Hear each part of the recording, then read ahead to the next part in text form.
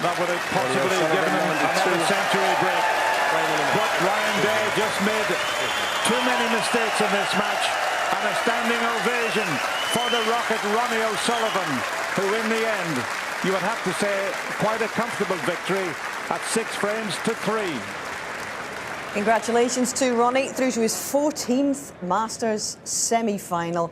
After a hard day's work, you got to say, today, there was a few questions asked by Ryan, but as John said earlier on, a few moments of self-inflicted grief for him. Yeah, and playing against a genius on the table who's turned the match around. I mean, if you look at that situation where he's behind the yellow, it's 4-3, isn't it, or whatever it is. Yeah. He's 50, 60 behind. All of a sudden, how has he won 6-3 from there? Yeah. But he's played a great escape out of it, and then, of course, to finish a match off, there's never been anybody better. How do you think he's going to reflect on that today, Ken? I don't think he will say he was at his best by any distance at all. But I think the questions were asked for him, you know, particularly, I think that frame clearing up from 50 odd behind will please him the most, and then of course finishing off in style as well. But I think, you know, his concentration wasn't 100%. He missed a few, and for his standard, he wasn't at his best. Is it tough sometimes when the other guy is not dialed in and is presenting you with these chances, and it's all a little bit difficult for the rhythm of both men?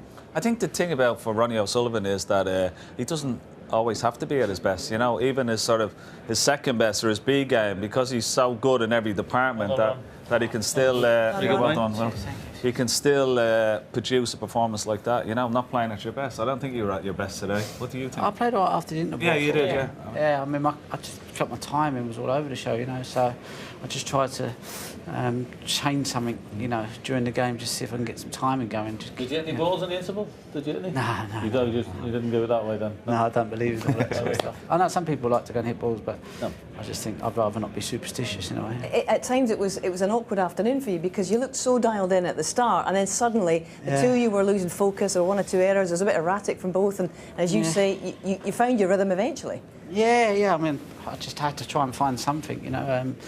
I'm the sort of player that needs to find, my technique needs to be pretty good to feel like I can play. If I don't, then, you know, I'm a million, you know what I mean? So I'm just working on that, and I felt like there was too many moving parts in the first 4 frames, although some of the balls were going in.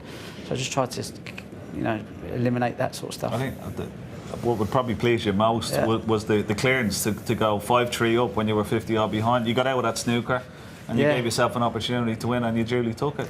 Yeah, you got to play the balls, didn't you? You know, until you know, you need snookers and you're out of it, you have to keep going.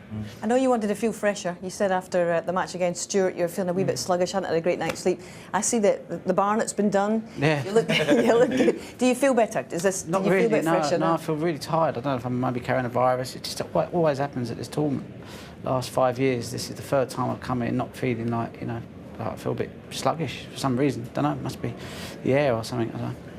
Okay, but in terms of your season, Ronnie, it's amazingly consistent stuff, isn't it? Because that is what, 3 wins, a runner-up, 2 semi-finals in the events you've played so far. Well, as you come in here, I mean, this is a great spell. I think it's only 2 defeats in what, 30 matches now. How pleased do you feel about the way this campaign has gone, the way you've targeted it, I guess? Well, I haven't really gone in there with a plan. I just thought I'd just plan the tournaments that I fancied playing in, you know, and thought, yeah, I'll have a go at that. So there was no plan, there was no nothing. Really, I expected to be well down the rankings with the amount of tournaments I played, so I got out of jail really. But you know, it is what it is, and at my stage of my career, it's not so important. You know, when if I was younger, late 20s, 30s, then obviously I feel like, you know, I'd have to play just to. But at my age, you just sort of like just enjoy whatever sort of comes your way, I suppose. And in terms of working with Steve Feeney now, you're doing the sight right thing, and there's been a lot of changes. In fact, I was reading a really interesting article actually. He was talking about how Faldo had remodelled his swing, and he likened your progress with him at the moment to going through those changes and them coming to fruition. Where would you say you are in that process with Steve at the moment? I don't know. I felt since Shanghai was a bit hit and miss. I can't remember the next tournament after that. Champions. Played all right until the semis, and then kind of was all over the show. And then from after that match until I come here, I felt like I've been curing really well. But for me, it's when it all goes wrong, how quickly can I put myself back together? So this is the test, you know what I'm saying? Like, I've obviously not as good as I probably was at UK, but like I said, you know, very hard to analyse your own performance. How many hours are you doing now, Rob, practice-wise? I maybe do like 2 hours, maximum 3, probably 3 or 4 times a week. Right. I believe once you get to a certain age, you can't really improve anymore. I just think you just have to be a little bit more, I don't know, clever with how you kind of go about your preparation, I suppose. And do you know, when you're working with Steve Finney, is now your practice routine completely different than what it would have been beforehand, or is it much the same? Not really, you know. He likes a lot of my practice routine, so he's been picking up a lot of my stuff. See, he's been learning off of me too. But no, you know, I just sort of just hit the ball and just, you know, it's either there or it's not there. You know, I don't believe in 6-7 hours a day works for me. It might work for other players. But it's a bit like a racehorse. You don't want to kind of over-race it. You know, you want to get into the... Or John will tell you about racehorses and dogs. You know, you have to have... No point leaving it on the gallops. Yeah, you have to hold it back sometimes. And I think that's probably what I tend to go on that side of preparation rather than trying to find stuff, you know. And where are you in this quest for I'll see if I can say it, perfection? Because you know, a few years ago you would have come in here and said, well, I wasn't at my best, and it would have maybe irked you, it would have niggled at you, but you feel calmer about that now?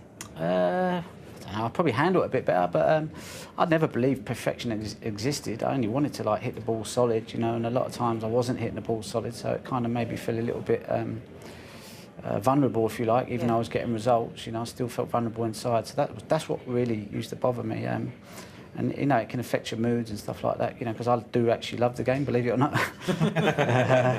And so yeah, that was what bothered me. But you know, I've heard them all trying to analyse me, what they think it is, and I listen to them. I just think, oh, you ain't got a clue. But you know, I kind of laugh at it. You know, I kind of find it quite funny. You know, I'm like the puzzle you can't work out. Really. Yeah, that's true actually. But that's all the more fascinating for everybody who watches, I guess. That's the cachet and the allure of the way you play, Ron. Yeah. We've got Luca Bracel or Ding Junhui. Will you catch a little bit about that, or just? I've been watching a lot of the snooker, to be honest with you. I really have been. You know, I enjoy watching snooker now. You know, when you do this punditry sort of stuff, you kind of get into it, don't you? Even, you know, even do you find that relaxes you a little bit, you know, when you're at tournaments, or is it more pressure? I can't do it when I'm playing. You know, I can do the odd punditry, but if I'm involved in the tournament, you know, these lights and that, it can like drain you, I think. And then you just, you know, you can only focus. You know. Would they say jack of all, master of none? I don't want to. I'd rather try and master one, and if that one don't work out, then I'll try and do the other one. Well, with your pundit's hat on, then, what we're going to see tonight? Who's going to come through that one then? I ain't got a clue, to be honest with you. I know I like Ding's game. You know, you can't help but like Ding's game. You know, but Luca's like, you know, he's like, hello. She's waving at me out there. You know, Luca's like a. I don't know, he just comes from nowhere sometimes, you know, he's fearless, young, you know, he's like Judd, Trump and Kyron Wilson, they go for their shots, and if they go in, then, you know, it's like, you know, you just got to hang on, ain't you, sometimes. But Ding's experience, but should be a good game, I think. Sure. Well, OK, regardless of what you do tonight, enjoy. We'll see you back here Saturday afternoon. Thank you. Well done. Thank you. All right. Let's just remind you of how the latter stages of this Masters tournament are working out then. Top half, we've got 2011 champion Ding, perhaps returning to peak form. Lucas certainly had a peak performance to knock out Mark Allen. Ronnie, of course, will be playing the winner of that one, as I say, on Saturday. 3 times Masters winner Mark Selby, aiming to underline why he's still at the top of the rankings pile. He's facing Judd Trump in a snooker major for the first time, amazingly. And Barry Hawkins still on course for his second Masters final, facing Neil Robertson, the Aussie, whose form threatening to add to his 4 major titles in this sport. Now, I mentioned Ding Junhui. He might well be getting back to his best. And when he is at his best, well, there are few better, as Steve and indeed Stephen can tell us. How's your shoulder?